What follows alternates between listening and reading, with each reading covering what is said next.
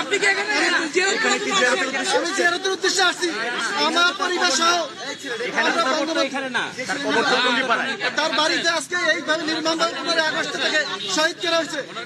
কি করতে এসেছেন? আমি আসি তার জন্য কোরআন শরীফ খতম করছি, 2টা খতম দিছি, 2টা খতম দিছি তার জন্য জিয়ারত করবো তার বাড়িতে। আমি তার নির্মমভাবে যারা 15 আগস্টের সব পরিবারে শহীদ করছে এই দেশের জন্য, ব্রিটিশরা তারা এই ব্রিটিশদের বিরুদ্ধে আন্দোলন করছে, এই ব্রিটিশরা আবার এই দেশটা দখল করছে।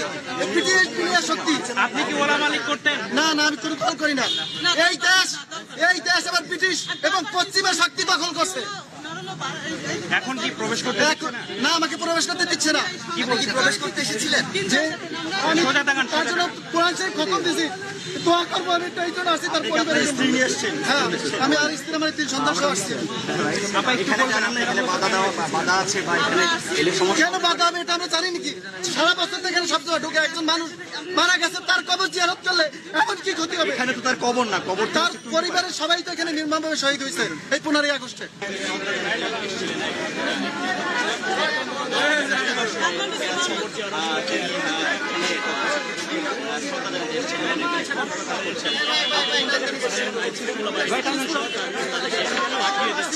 সেটাই